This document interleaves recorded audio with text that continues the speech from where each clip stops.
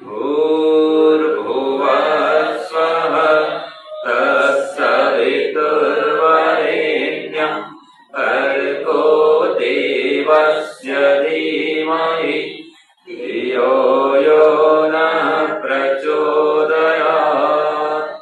ईश्वर, हम यह पठन पाठन आपको प्राप्त करने और कराने के लिए साधन के रूप में करने जा रहे हैं। इस कर्म को और इसके कर्म फल को भी आपको अर्पित करते हैं। ओम शांति शांति शांति। सबको सादर नमस्ते। आज विचार करेंगे समय प्रबंधन पर। और क्या था विषय? मनोविज्ञान। ठीक है, देखिए हमारा विषय यही चल रहा है। हम वास्तव में जो योग दर्शन पढ़ाता है ना, वो मनोविज्ञान का चिकित्सक ही होता है। हमारा सारा खेल मन पर चलता है। ठीक है, और समय का आज प्रातः विषय चला था यज्ञ में, काल माने समय। तो हम लोग देखो अपने समय का कितना सदुपयोग करते हैं। आप देख लीजिए समय का कितना दुरुपयोग करते हैं, वो देखिए तो आप पाएंगे सभी के जीवन में ऐसा ही है कि हम अपने 100% शक्ति में से, ठीक है, या 100% समय में से 100% मानसिक शक्ति में से मुश्किल से लगभग 10% ही इसका सदुपयोग कर पाते हैं। ये अपने आचार्य बोलते थे, हमारे मन में इतनी शक्ति है, ठीक है, इतना पावर है, ताकत है, इतना चाहे हम विशेष याद कर सकते हैं, पढ़ सकते हैं, चिंतन कर सकते हैं, मनन कर सकते हैं, अंतर जगत में प्रवेश कर सकते हैं। मन की बहुत शक्ति है, लेकिन मन का उपयोग और काम में कर लेते हैं, लेकिन आध्यात्मिक विकास के लिए मुश्किल से 10% इसका प्रयोग करते हैं। मन से आप परमात्मा का कितना चिंतन करते हैं देख लो। आप देखेंगे कभी गिनते करके 1 मिनट में कम से कम 10 बार आपका गायत्री जब आराम से होगा। 1 मिनट में कितना बार होगा? मन में करें तो भाई, ठीक है, तो 1 मिनट में 10 बार आपका जप हुआ मन में। 100 मिनट में कितना होता है? 1000 बार। 3 घंटा और 10 मिनट। तो सुबह से शाम तक, रात्रि सोने पर्यंत, उठने से लेकर के सोने पर्यंत आपके पास में 18 घंटा समय है। कितना समय है? 18 घंटा है। और उसमें से भी चलते फिरते और काम करते आप जब करते रहो। तो ऐसे टाइम मैनेजमेंट करो कि शरीर से कुछ और काम करते रहो। व्यायाम भी कर रहे हैं, भ्रमण कर रहे हैं, वॉकिंग कर रहे हैं, मन क्या कर रहा है? यहाँ तक कि भोजन करते हैं तब भी देखना मन में कुछ न कुछ सोचते रहते हैं, है कि नहीं? जब और कुछ सोच सकते हैं तो परमात्मा का चिंतन क्यों नहीं कर सकते भाई? उसका स्मरण, उसको याद क्यों नहीं कर सकते?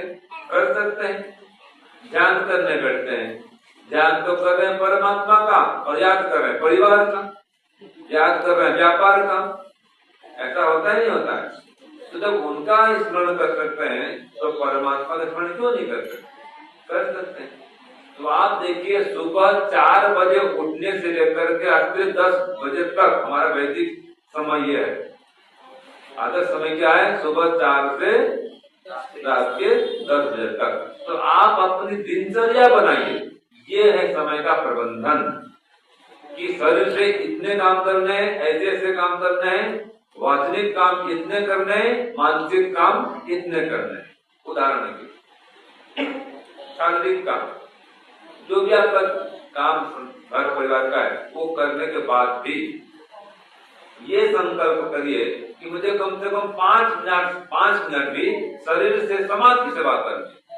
आप बाहर भ्रमण में निकल जाइए, ठीक है, कहीं कागज का टुकड़ा पड़ा है रोड में, कोई कांटा पड़ा है वो भी उठा करके डस्टबिन में डाल दिए, ये भी एक परोपकार है।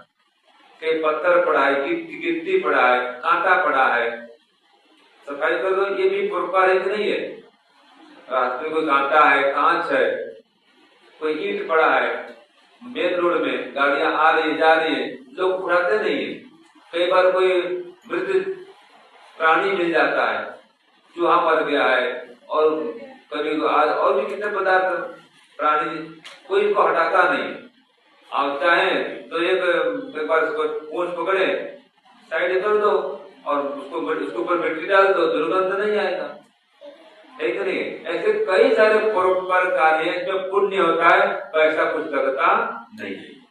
तो ऐसे शारीरिक उपयोग कर सकते हैं, सेवा, समाज सेवा, परोपकार।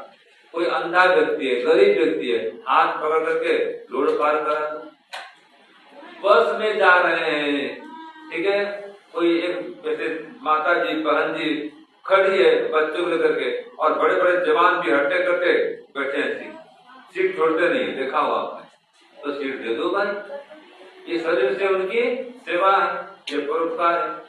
तो शरीर का उपयोग करो, ठीक है। तो संकल्प करो कि मैं कम से कम 5 मिनट 10 मिनट शरीर से समाज की सेवा करूंगा, इस समय लगाओ कम से कम। ऐसे वाणी से मैं कम से कम 2 व्यक्ति को प्रेरित करूंगा। जैसे आपके अड़ोस पड़ोस वाले हैं, आप तो किसी को बोलते हैं मैं बार बार करो, जप करो, ध्यान करो, ऐसे कम से कम 2 व्यक्ति को प्रेरित करो। सुबह शाम का गायत्री जप करो, ओम का जप करो, हवन करो, घर में कोई स्वाध्याय करो, शिविर में आने के लिए बोलो। वाचनिक ये परोपकार कार्य, वो मानने नहीं माने अलग बात है, आपका पुण्य हो जाएगा। आप कह दो भाई कुछ जप करना, किसी घर में चल जाओ, ये ब्रह्मोपाधि वाले होते हैं बहने, वो घर घर जाती हैं और प्रेरित करती हैं, और उनकी व्यवस्था देखो, अगर किसी के घर में देहांत हो गया, किसी के पति जो गुजर गए, वहां जरूर जाते हैं, और बहन को, वो माता को या उनकी पत्नी को बहुत सांत्वना प्रदान करते हैं, अपना बना देते हैं, बोलते हमारे सेंटर में आना, आपको ध्यान देंगे, मन हल्का हो जाएगा। तो ऐसा आप भी जा सकते हैं, है कि नहीं जी, कि जाओ किसी परिवार में, और माताओं को, बहनों को घुसने में आसानी होती है, कोई पुरुष जल्दी नहीं घुस सकता है, माता जी घुस जाएगी घर में, कोई समस्या नहीं है। समझाओ, बताओ, आसमान में लाओ, सत्संग में बुलाओ, ये आपका वाचनिक पुण्य है। तो कम से कम 2 व्यक्ति को ये प्रेरणा करो, इसके लिए कम से कम 10 मिनट इसमें लगाओ, 10 मिनट शारीरिक सेवा और 10 मिनट वाचनिक सेवा, और कम से कम 10 मिनट, याद रखिए, कम से कम 10 मिनट मानसिक ध्यान, ये अभ्यास करिए। पहले 2 मिनट से आरंभ करिए, और कम से कम 10 मिनट तक पहुंचे दिन में, कि 10 मिनट तक कोई एक भी विचार नहीं आने चाहिए।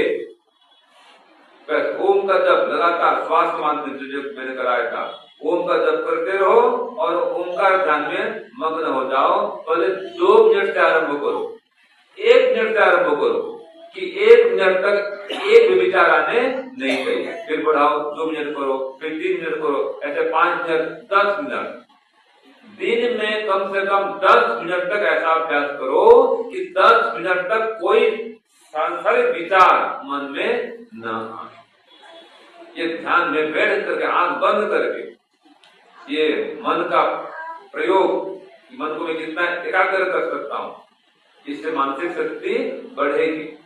और फिर इसका जो आप प्रयोग करेंगे 10 मिनट का, तो उसके लिए आपको 1 घंटा पहले से मौन होना पड़ेगा। याद रखिए, जब भी आप 10 मिनट का प्लान करेंगे, 10 मिनट का कुछ मैं सोचूंगा, तो 1 घंटा पहले ही मौन हो जाओ, और आपका काम करते हुए, चलते फिरते, सब्जी काटते हुए, घर का काम करते हुए जब शुरू कर दो।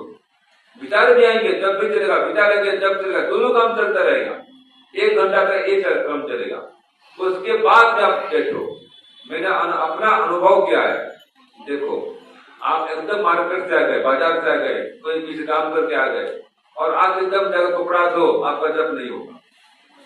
और बाजार से आके, मार्केट से आके, और कोई बाहर से आकर के आप पहले 5 मिनट बैठ के आंख बंद करके जप करो, गायत्री मंत्र का जप करिए 5 मिनट, आंख बंद करके, फिर कपड़ा जाके धो देखना, आपका जप भी जगह चलेगा और कपड़ा भी धोते रहेंगे। मेरा अनुभव क्या है, जब करते करते आसन करें, व्यायाम करें, स्नान करने जाओ, जप भी चलते रहता है और स्नान भी होते रहता है। और अगर संकल्प नहीं है, ऐसा नहीं है बस स्नान धो गए, कोई परमात्मा स्मरण भी नहीं होता है। ठीक है। और अगर मानसिक जप नहीं हो पाता है तो कुछ लोग ऐसे होते हैं, उनको बोलते हैं बाथरूम सिंगर, सुना आपने, है ना जी। और उस जो धुन निकलता है, जो मधुरता आती है, वो बाहर घर से नहीं आती है। तो अगर मानसिक जप नहीं कर पा रहे हैं तो बाथरूम सिंगर बनिए, भजन गाइए। हाँ जी, वो भी भजन बहुत अच्छा होता है। कई बार तो मैं स्विमिंग कर रहा हूँ और मेरा निकल पड़ा है वेदा में मतलब धुन चल रहा है। कौन सा गाता हूँ कि वेदाहमेतम पुरुषम महंतम, वेदाहमेतम पुरुषम महंतम, आदित्यवर्णम